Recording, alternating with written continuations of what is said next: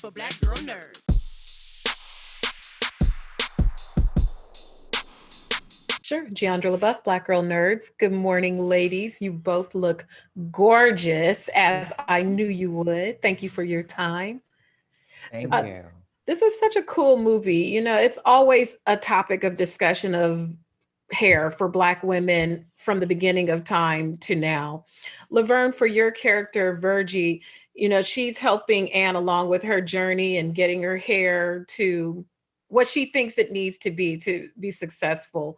What is what are the intimate relationship between a hairdresser and a person like? Because sometimes it's more intimate than talking to a psychologist. You know, this is the second time I played a hairstylist, actually, and it's interesting sort of playing a hairstylist in this film and then on television show, and then having my own relationships with the hairstylist in my life. It's a really intimate experience, I think, for me personally, dealing with my own hair and my own sort of history, trauma, struggles, and having that sort of laid bare. It's a very intimate experience, and I've been very blessed to have lately amazing hairstylists to work with who are incredible and know what they're doing. So yeah, it's just deeply intimate and deeply important. Right.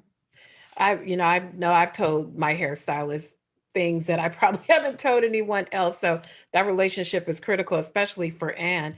Vanessa, for your character as the boss, sometimes in a workplace, like with Zora, it's challenging in the workplace when you have to fit into a certain mold as a Black woman, especially when the boss looks like you. And sometimes the boss can be a little bit harder on you than your non-Black counterparts.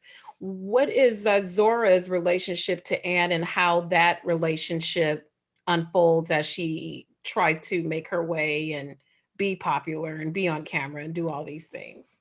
Well, my character has gone through the fire Mhm. and she sees the potential standing right in front of her.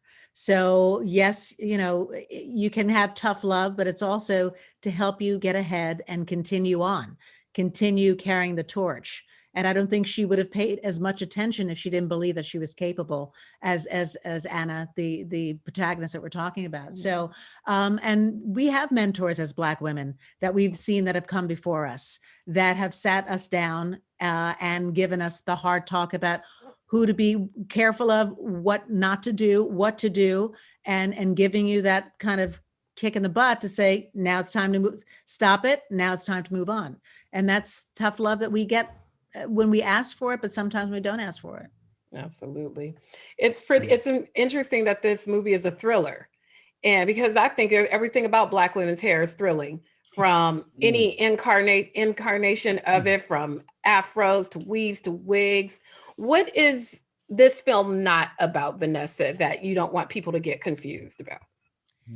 Well, face value, yes, we're promoting it as a Halloween horror film.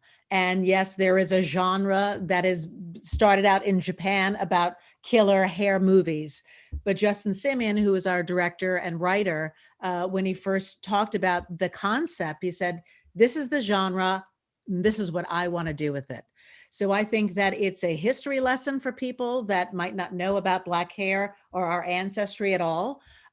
It's also thought-provoking for people, again, that know our ancestry, but, oh, there might be a deeper meaning into what we're always seeking. And it's good fun. It's thrilling and unexpected. And that's what makes a good horror film. And he also shot it on film instead of video. So you actually get to feel like you're going back in time in the 80s, like I was going through my career in the 80s. That's awesome. Thank you so much, ladies. I appreciate your time and I love the project. Thank you. Thank you.